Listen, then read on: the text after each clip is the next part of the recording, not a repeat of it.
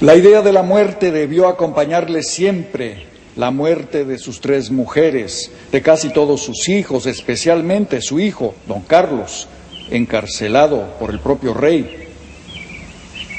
Es concebible que haya encontrado consuelo mirando las fantasías de la carne y el pecado en uno de sus pintores favoritos, el artista flamenco Jerónimo el Bosco.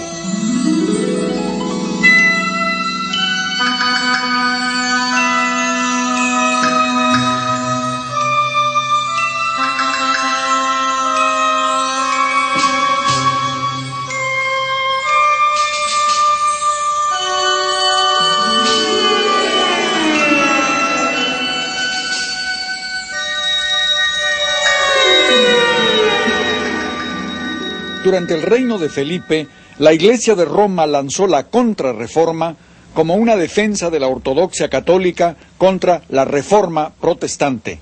La Inquisición adquirió aún más poder, extendiendo su vigilancia y persecución no solo contra los moros y los judíos, sino contra los conversos sospechosos de mala fe y de prácticas secretas.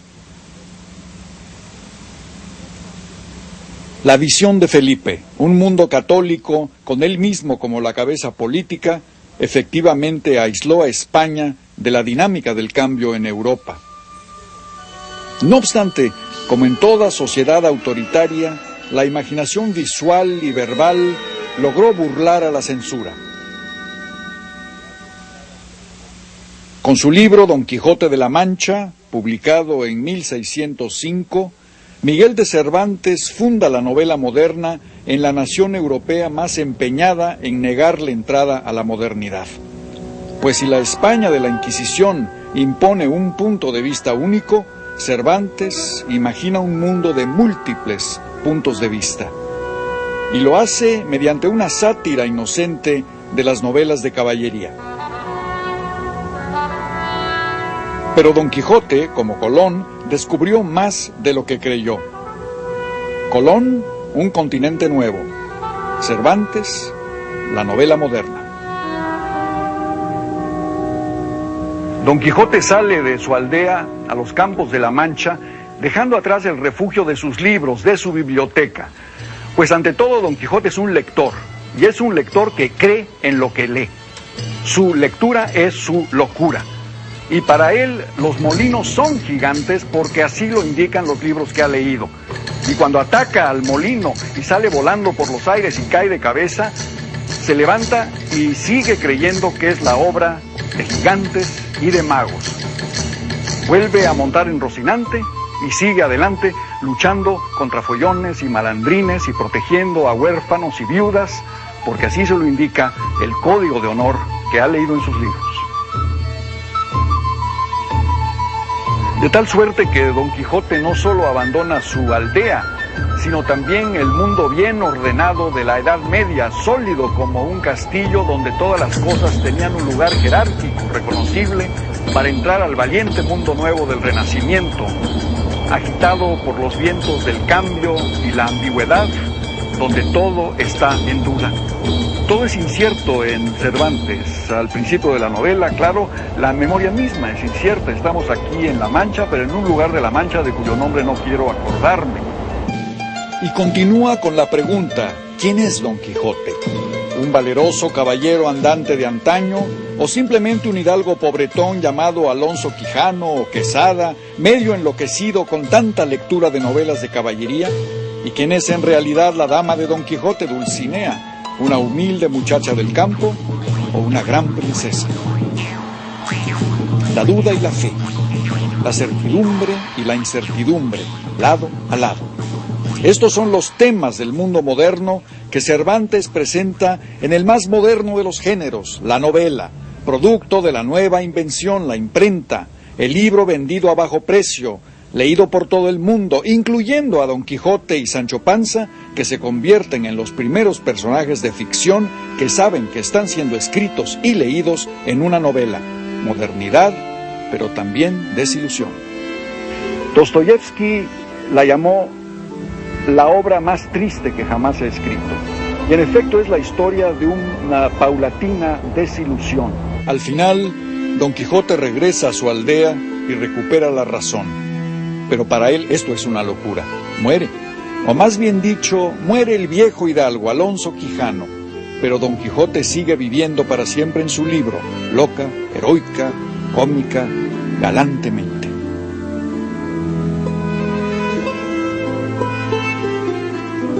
Otra perspectiva moderna es abierta durante el Siglo de Oro español. Al entrar a esta sala del Museo del Prado en Madrid, sorprendemos a un pintor, Velázquez, haciendo lo que debe hacer, que es pintar.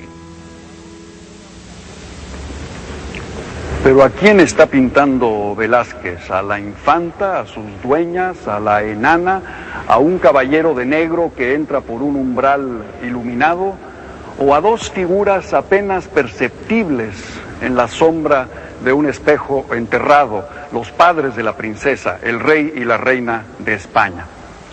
Podríamos pensar que Velázquez está pintando el mismo cuadro que en este momento estamos viendo, Las Meninas, hasta que nos damos cuenta de que la mayoría de las figuras, con excepción, claro está, del perro adormilado, nos están mirando a nosotros, a ti y a mí.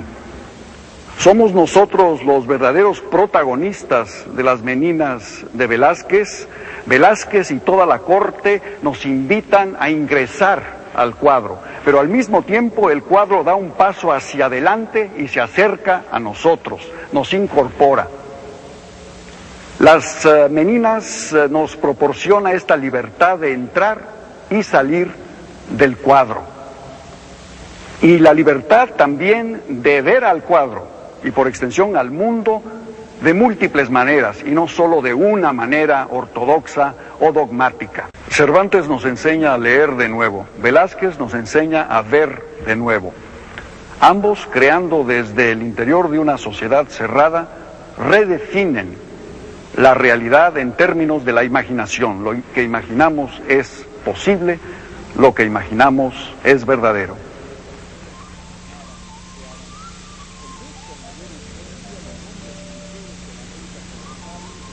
Imaginación y deseo.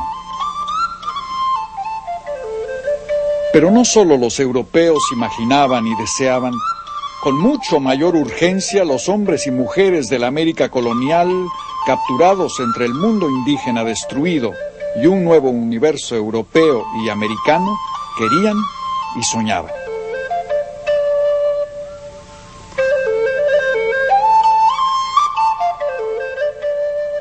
Y así como la sociedad española de la Contrarreforma logró encontrar excepciones a la ortodoxia en artistas como Cervantes o Velázquez, así la sociedad colonial de las Américas buscó la manera de expresar su propia imaginación y la encontró en el barroco.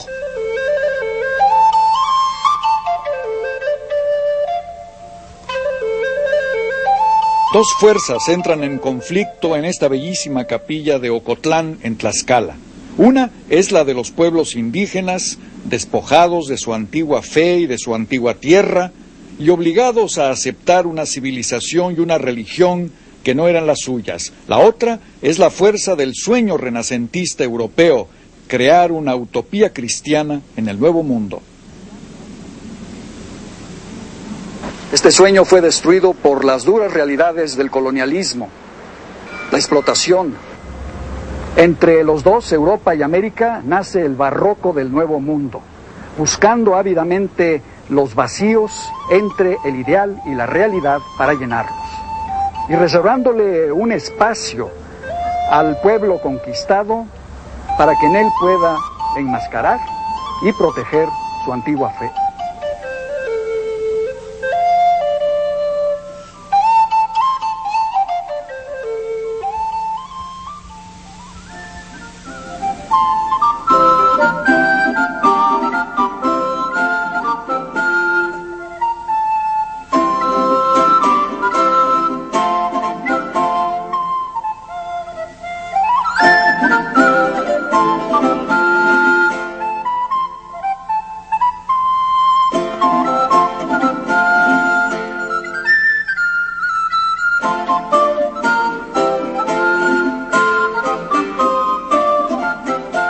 las magníficas iglesias de Potosí, los artesanos indígenas emplearon el barroco como refugio del sincretismo religioso y cultural.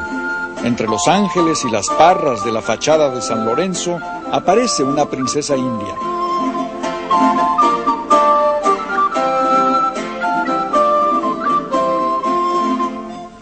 La selva americana y el jardín mediterráneo se entrelazan, y todos los símbolos de la derrotada cultura incásica resucitan.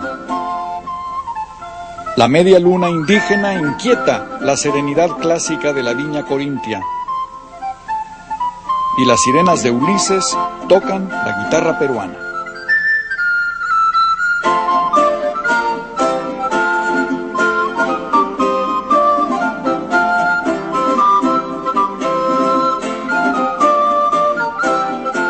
La flora, la fauna, la música y hasta el sol del antiguo mundo indio se reflejan en los cirios de la nueva religión. Se convierten en una sola celebración. No habrá cultura europea en el Nuevo Mundo si todos estos, nuestros símbolos nativos, no son admitidos en pie de igualdad.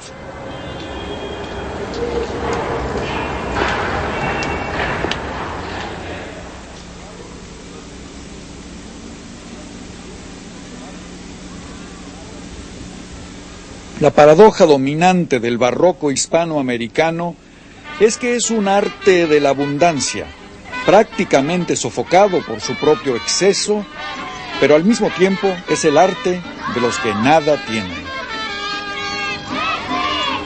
Hasta el día de hoy, muchísimas comunidades agrarias del centro de México invierten las ganancias de muchos meses de trabajo duro en la celebración del santo patrono del pueblo. Hoy vamos a realizar una vez más pues este momento. Voy a rociarlos con el agua, que es signo también de purificación, y que sus familias, como tradición de nuestro pueblo, pues va a ser recibidos con esta agua que es la purificación.